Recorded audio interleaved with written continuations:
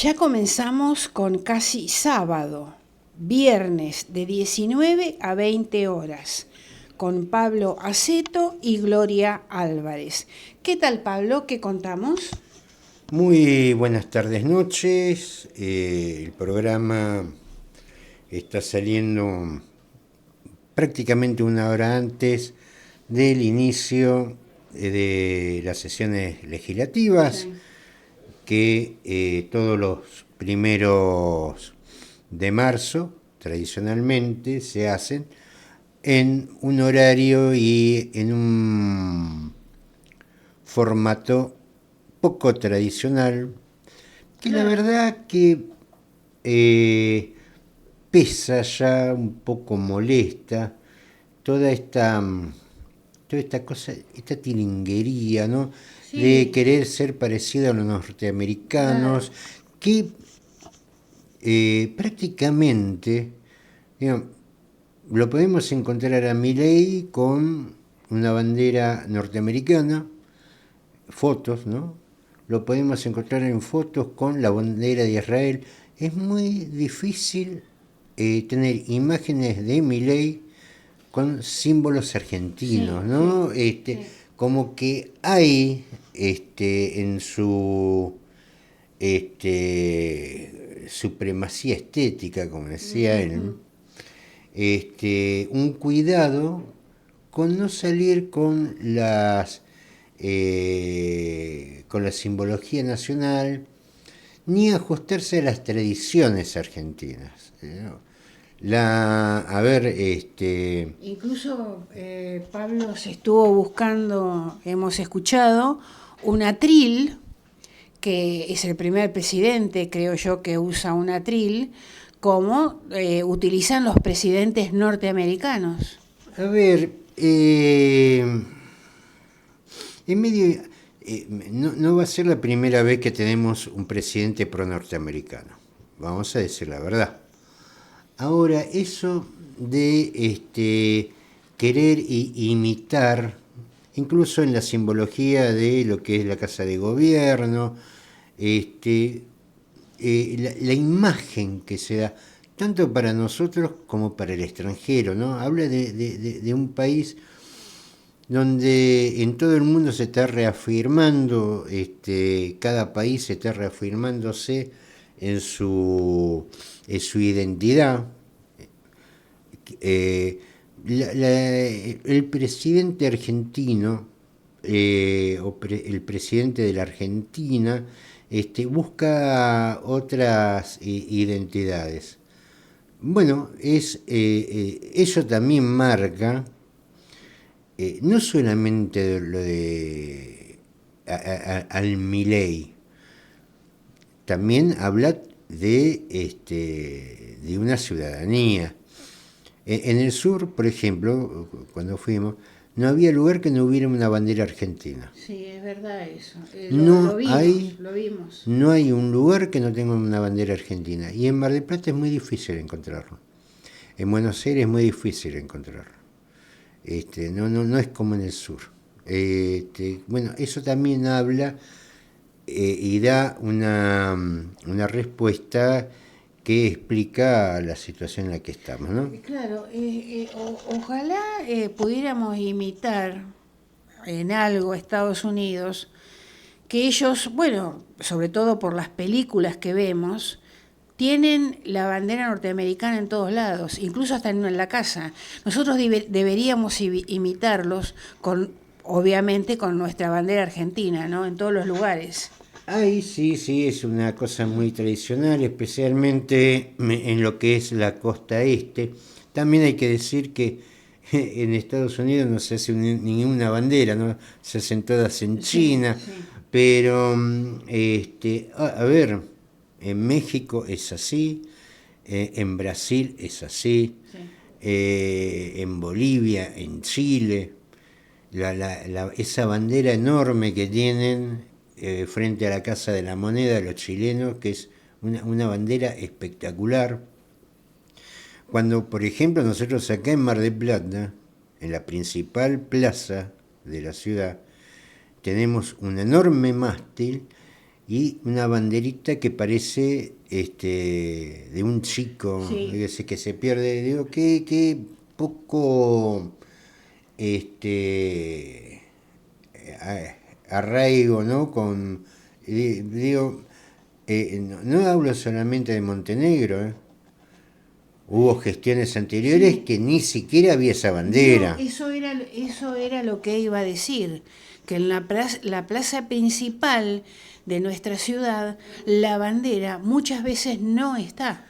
A ver, es una banderita chica para semejante mástil, la verdad que causa tristeza, porque es un mástil hecho como para que se exhiba con orgullo. Claro. Una vez en Rosario pasamos que es una bandera que no es la del Monumento a la Bandera, sino al ingresar a Rosario, hay una bandera que es impresionante, ¿no?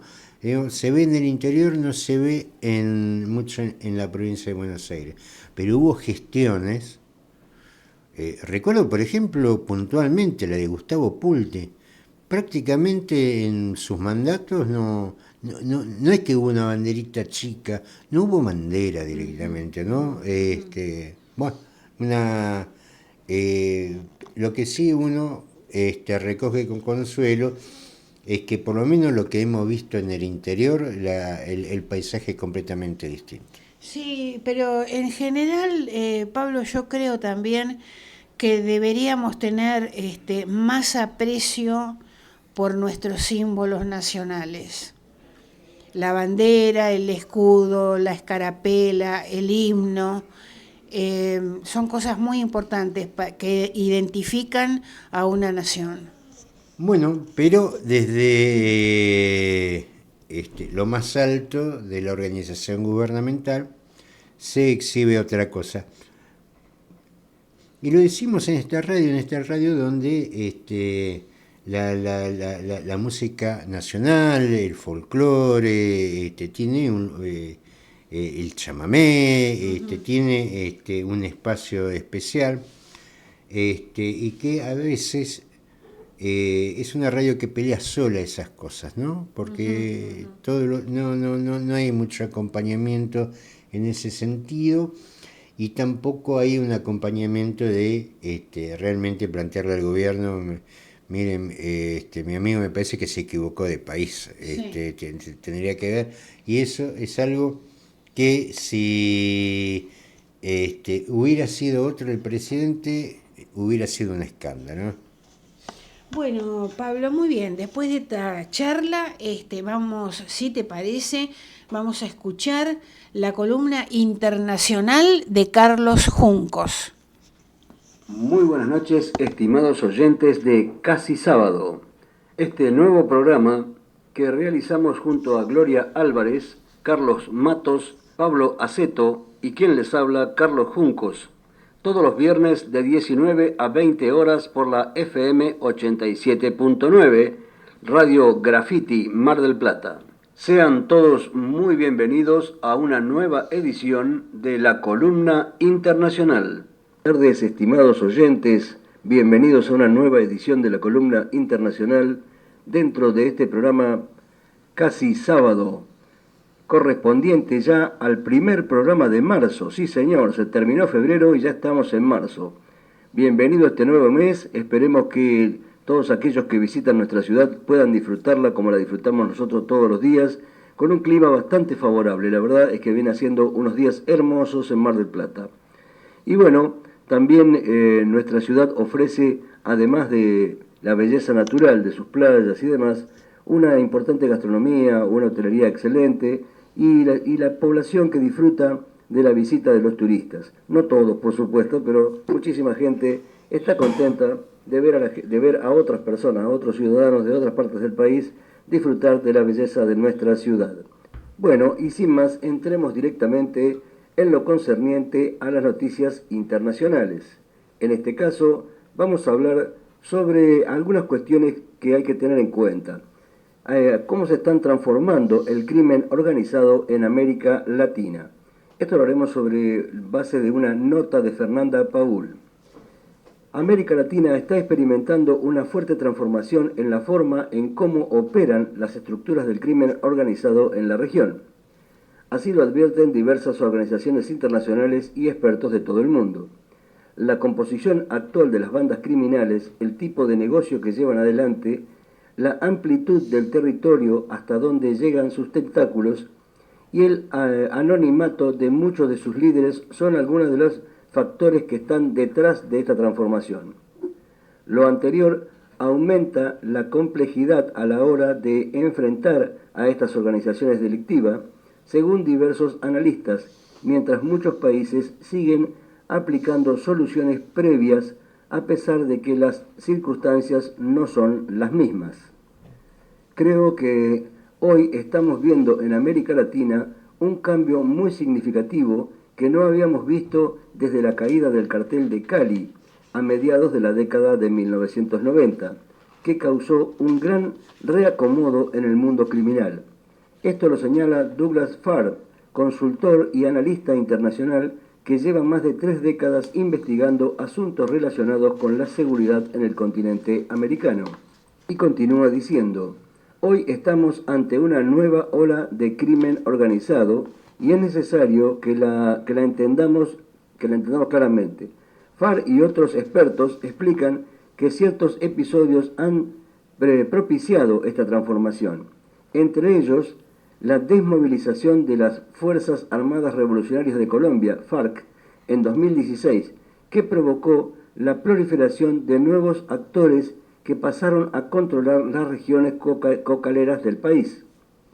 También la pandemia de COVID-19 que, según Lucía Damet, académica de la Universidad de Santiago de Chile y experta en criminología, inundó a América Latina de cocaína de bajo valor porque era más complejo exportarla.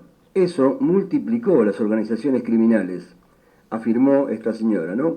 A continuación, te presentamos los principales cambios que reflejan la evolución del crimen organizado en la región. Uno de ellos es la fragmentación de la estructura criminal. Para los expertos consultados, una de las particularidades del crimen organizado que hoy golpea a América Latina es que se compone de una infinidad de grupos que operan en alianza desde distintos países para lograr sus objetivos.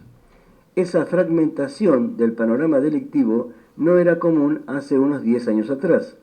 El fenómeno ha sido alertado por la Organización de las Naciones Unidas en su informe mundial sobre la cocaína 2023, donde se afirma que hoy existe una miríada de redes de tráfico. Al referirse específicamente a Colombia, el estudio afirma que si bien el tráfico de cocaína alguna vez estuvo controlado por unos pocos actores importantes, como resultado de la fragmentación del panorama criminal tras la desmovilización de la FARC en 2016, ahora involucra a grupos criminales de todos los tamaños, estructuras y objetivos. Por su parte, Jeremy McDermott, director de SIG Crimen, una institución que se especializa en investigar el crimen organizado en América Latina, afirma que ya no hay carteles que controlan todos los vínculos en la cadena de la actividad criminal. Ahora todo depende de grupos criminalizados, señala. Con esto, las líneas de suministro se hacen más eficientes y el trabajo de la policía más difícil.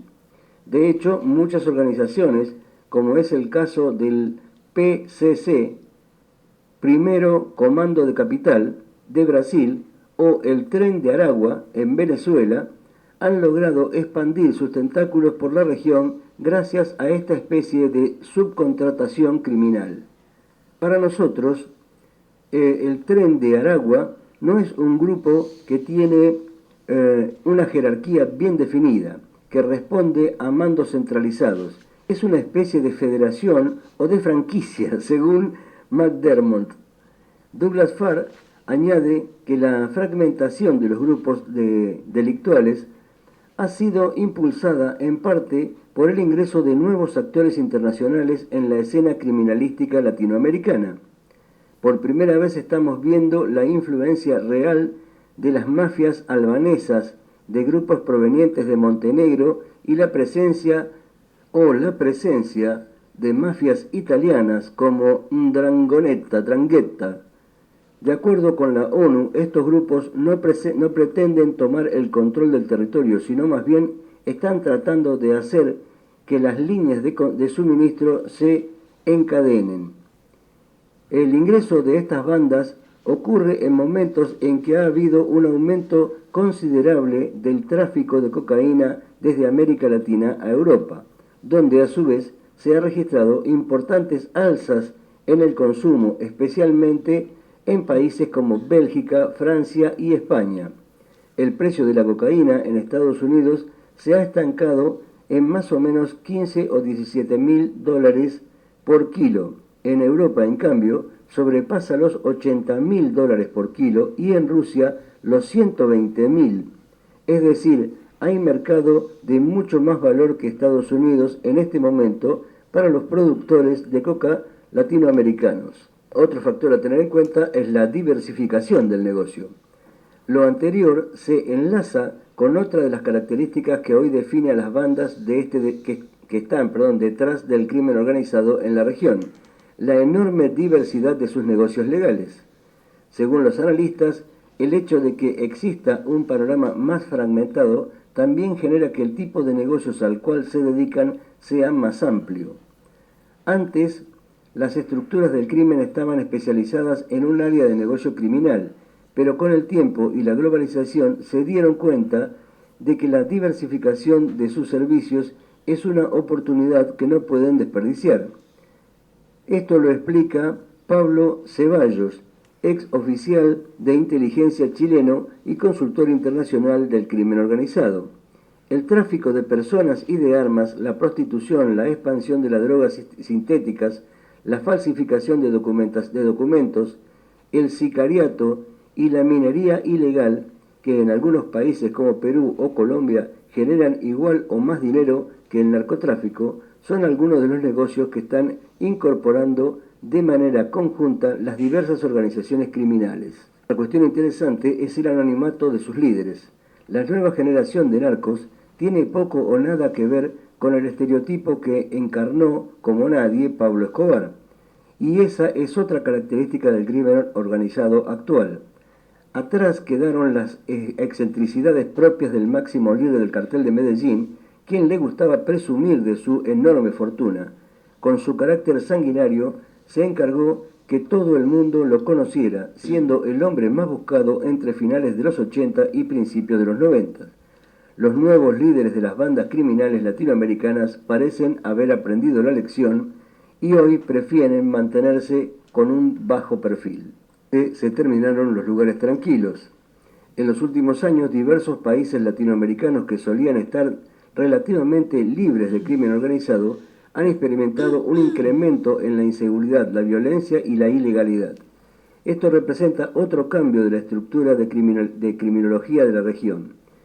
Ya prácticamente no existen las llamadas islas de paz, porque los mercados ilegales están presentes en casi todos los países. Esto lo afirma Lucía Dammert. Ecuador es quizá el ejemplo más patente que en unos pocos años ha pasado de ser un país de tránsito de la droga al centro de distribución, almacenamiento y procesamiento. Esto ha provocado una violencia sin precedentes. En 2023 el país batió su récord histórico de homicidios con 7.878 casos, lo que refleja un drástico aumento si lo comparamos con las cifras de 2019, donde solo hubo 1.187 asesinatos. Otros países como Chile, Costa Rica o Uruguay también han experimentado un aumento de la inseguridad, aunque no al nivel de Ecuador. Hay que aclarar que estos países siempre han tenido delincuencia local, pero lo que observamos ahora es que sus realidades nacionales están siendo cambiadas por el ingreso de organizaciones internacionales, por la mutación de sus propias pandillas locales y por el control de ciertos territorios o puertos. Bueno, es una interesante nota habría que poder hablarla con más detenimiento y resolverla mucho más, pero como siempre se nos ha agotado el tiempo. Así que nada más que desearles a todos un excelente fin de semana y nos encontraremos en el próximo programa. Muchas gracias, Carlos Juncos. Vamos a compartir ahora una nota de Pablo Aceto en el portal Cazador de Noticias. El dirigente del Partido Socialista Auténtico de Mar del Plata Batán, Pablo Aceto, cuestionó que la burla y la descalificación tienen un objetivo que es deshumanizar, quitarles a las personas el derecho de reclamar aquellas cosas que hacen a su dignidad. No es casualidad, especialmente en este gobierno, utilizar la discapacidad a la manera de insulto, sugiriendo que las personas con discapacidad no son humanas. Tampoco es casualidad que una legisladora libertaria trate a los jubilados como ficticios, como si las personas que llegaron a la jubilación sin completar los aportes no hayan producido en el país las riquezas y que hoy por hoy no tengan derecho a ellas. La discriminación y la deshumanización tienen objetivos económicos porque el deshumanizado no tiene derechos, está nada más que para aportar, y cuando termina su etapa productiva está para ser descartado, y dentro de esta lógica perversa, el 40% de los trabajadores que se encuentran en la informalidad serán los descartados de un futuro no muy lejano. Esto no viene de ahora. De hecho, en el último censo, la discapacidad fue lisa y llanamente excluida del cuestionario. En otras palabras, no está en la métrica de la planificación del Estado por una cuestión sencilla. Lo que no se ve no existe, y si no existe, no se le asignan recursos. Estas son las cuestiones a reflexionar porque no alcanza con el airado repudio a un hecho puntual, y es parte también de la decadencia de nuestra sociedad, que también se expresa en lo económico, y hay que tener en claro que si estas cosas no cambian, la discriminación es como un boomerang, tarde o temprano vuelve sobre aquel que la lanzó.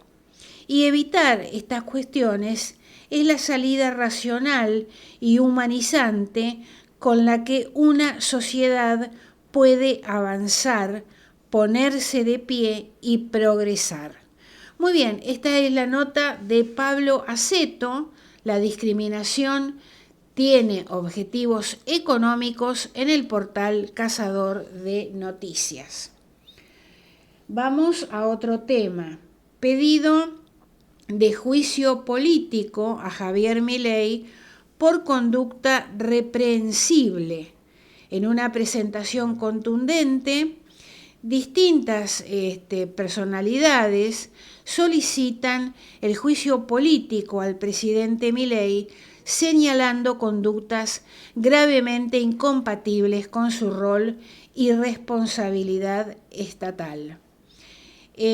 Un grupo de personas encabezadas por Carlos Alberto Rosansky, Dora Beatriz Barrancos, Liliana Gendel, entre otros, han presentado una solicitud de juicio político. La acusación hacia el presidente se basa en las reiteradas conductas del mandatario que han generado alarma y preocupación en la sociedad.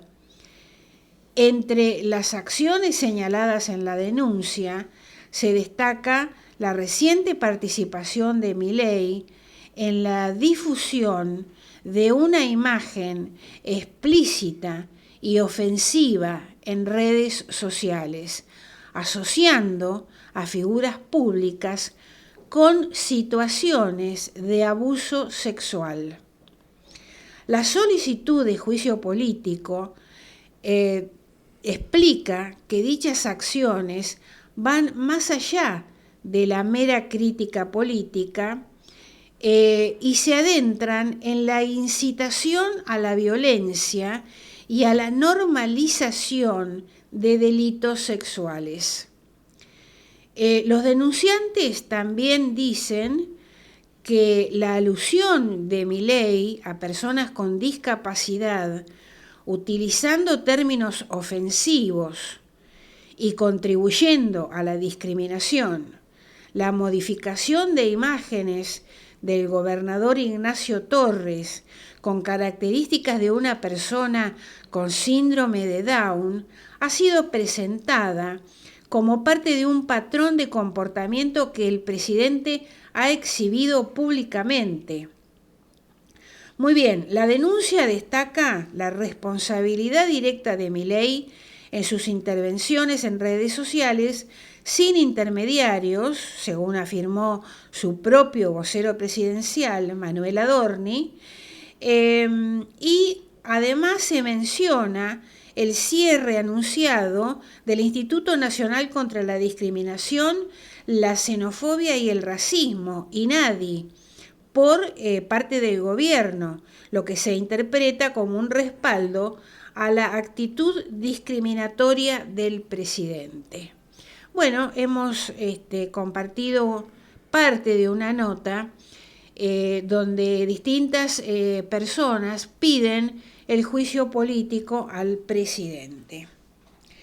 En un programa anterior nosotros comentamos que en la sucursal del Banco Nación, el Banco Nación estaba juntando firmas. Lo que no dijimos en ese momento es que en Mar del Plata, en la calle San Martín, entre Córdoba y Santiago del Estero, se están juntando firmas para que no se privatice el Banco Nación. Es muy rápido, así que si andás por el centro, te podés acercar al Banco Nación, San Martín, entre Córdoba y Santiago del Estero, y firmás para que el Banco Nación no se privatice. Bueno, seguimos con el Banco Nación. Lanza créditos de hasta 2,5 millones de pesos para trabajadores. Este beneficio está destinado a aquellas personas que requieran financiar gastos, deudas o inversiones.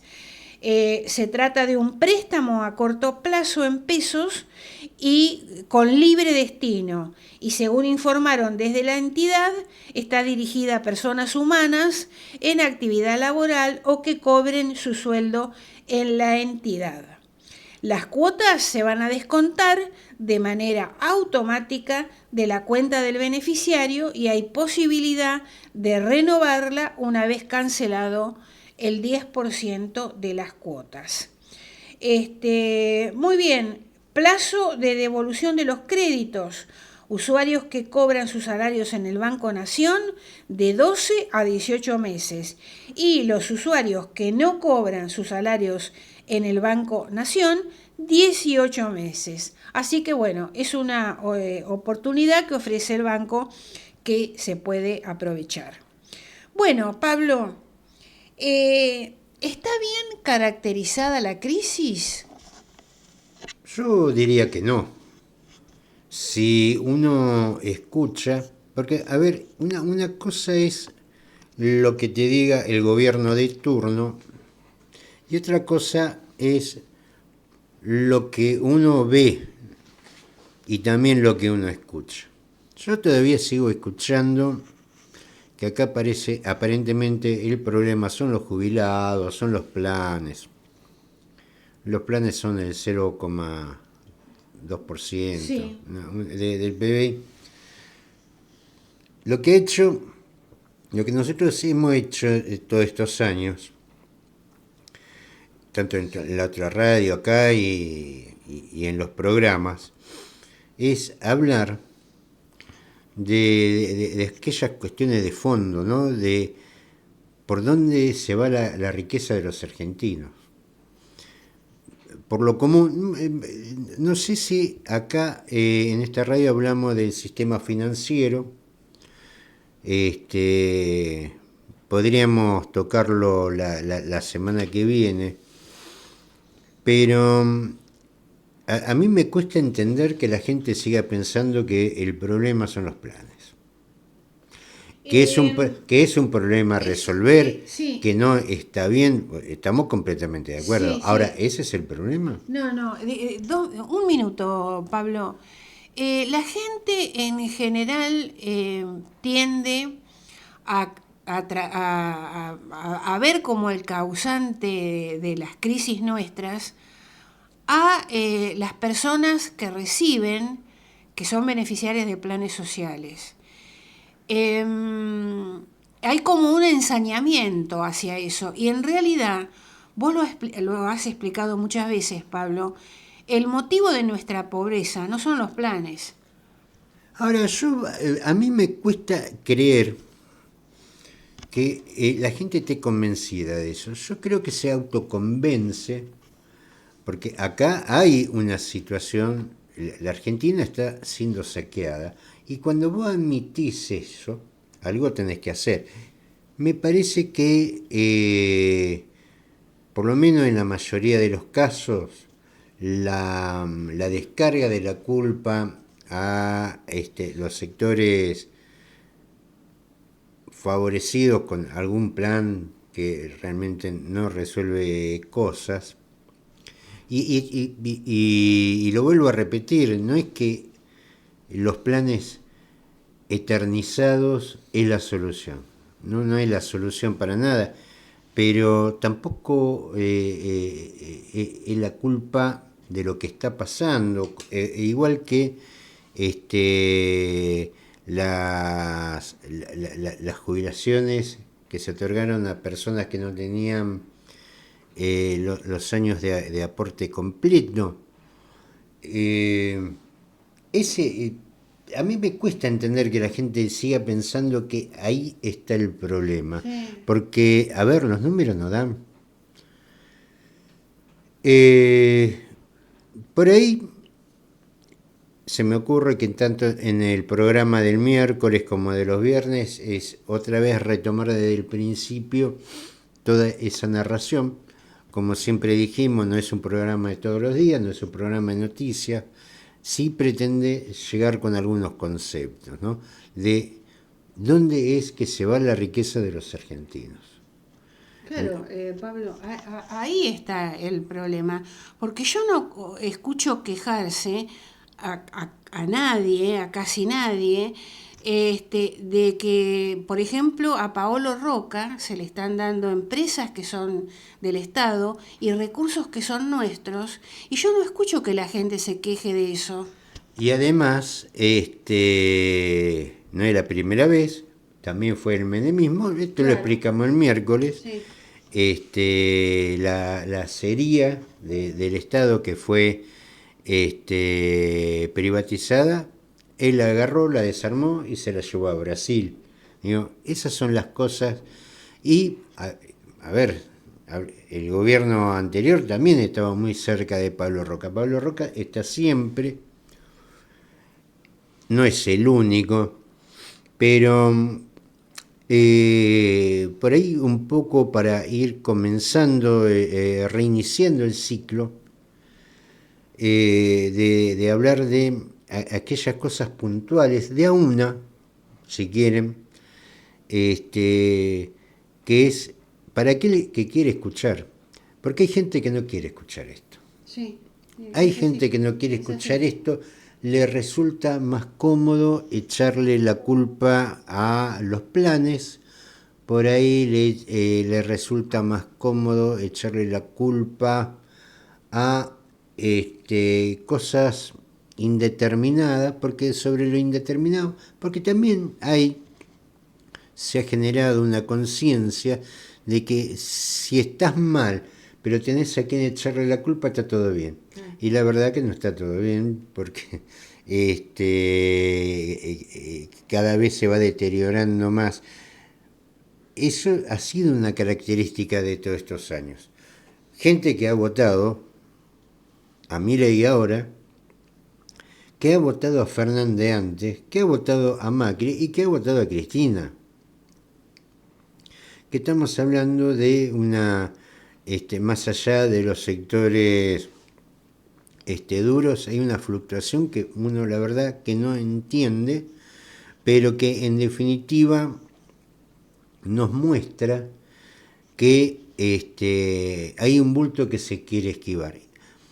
El tema que uno querrá esquivar el bulto, el tema que el bulto te busca, porque nada se va a solucionar mintiéndonos o aceptando falsas verdades. Estábamos leyendo, vamos a hacer, el viernes vamos a profundizar lo que es, como por ejemplo, se dio esta circunstancia de la provincia del Chubut, Sí.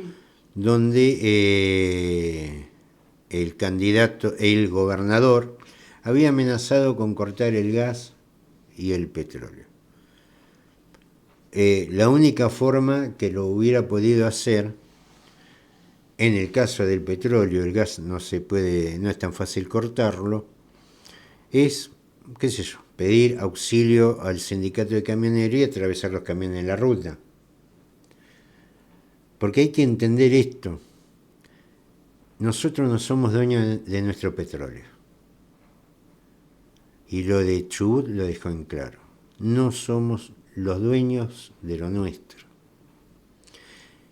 ¿Cuánto recibe de regalías? Depende del precio internacional del crudo. Pero el monto máximo es del 18% de regalías. Va a la provincia. Sí. Es decir, que hay un 92% que se llevan las petroleras extranjeras. Sí. De nuestros recursos, que encima entre su ganancia está cobrarnos nosotros el precio de mercado, lo que es nuestro. La imagen de un gobernador tratando de demostrar algo que no tenía, porque no tiene ninguna posibilidad de cortar el crudo. Tiene más posibilidad, Kicillof, de cerrar los puertos, sí, que las provincias del sur administrar su propio crudo, su propia producción. Estas son parte de las modificaciones del 2014 de la ley de hidrocarburos, y cuando digo 2014 estoy hablando de Cristina, que le dio, como para darle impulso e incentivo a la producción, que después se tuvo que incentivar con subsidios en dólares, les dio a las concesionarias el poder, el ser dueño, la enajenación del patrimonio nacional a favor de estas empresas extranjeras, a tal punto que una petrolera estatal, sea provincial o nacional, y eso está claramente en su articulado, no puede explorar su propio territorio. Uh-huh. Entonces, explíqueme por qué razón no va a ir bien. ¿Por qué razón no va a ir bien? Y estos no son los planes. No. Ahora, vuelvo a decir, no es que esté bien el sistema de planes, porque el sistema de planes no deja de ser una consolidación de la pobreza. Ahora, alguna vez vamos a tener que ver los problemas reales, o no podemos seguir automintiendo, echarle la culpa al otro y quejarnos de todo sin solucionar nada. Hubo generaciones de argentinos que identificaron el problema e hicieron algo. Por ejemplo, los argentinos de la independencia. Sí. Ahora, no fue fácil. Hubo sacrificio, tuvieron que salir de la comodidad. tuvieron que agarrar un fusil y salir a recorrer campos, cruzar ríos, cruzar cordilleras, cruzar desiertos. Eso significa darse cuenta. Ahora, el pretender no darse cuenta, se termina padeciendo lo mismo, quizás más, pero sin ningún tipo de futuro ni esperanza. La Argentina nos da grandes riquezas, pero de nada sirve si se la entregamos a sectores que en definitiva lo único que vienen es a llevarse los recursos y a dejarnos, ni siquiera las obras, no dejan el pasivo ambiental. Un poco la nota también apunta en ese sentido, porque hay también un recrudecimiento de algo que no existía, o por lo menos tenía otro nivel, que es la descalificación y el racismo. Hay ya un sector que sale descaradamente a hablar de racismo. Habla de los pobres, se burla de la discapacidad, los colores, colores extraños, como diría Rubén Blades, que es lo que por ahí son la exageración de esa negación de la realidad, que buscan echarle la culpa de su propia mediocridad a lo que son más indefensos, porque en definitiva esta cultura tilinga que se ha establecido ahora es mansa, es cobarde ante los sectores poderosos, pero muy brava, muy valiente y hasta muy cruel con los sectores desprotegidos. Es un mecanismo también de evadir la responsabilidad. La verdad que esta es época para lo que son valientes, pero para enfrentar la realidad y no echarle la culpa de la propia mediocridad a aquellos que están en peor situación. Si quieren buscar realmente un lugar en la historia, que lo busquen haciendo frente a quien hay que hacer frente y no a la discapacidad y los jubilados. Un poco siguiendo esa línea, vamos a ir tocando puntualmente cómo la riqueza del país se van por un costado, mientras hay sectores que piensan que esto se soluciona burlándose de la gente con discapacidad. Muy bien, Pablo, nos volvemos a encontrar el viernes que viene por Graffiti FM 87.9 con Casi Sábado de 19 a 20 horas. Nos vamos escuchando el informativo criollo a cargo de Carlos Juncos y como siempre un tema musical. Hoy vamos a escuchar a Charly García, Buscando un símbolo de paz. Saludos para todos.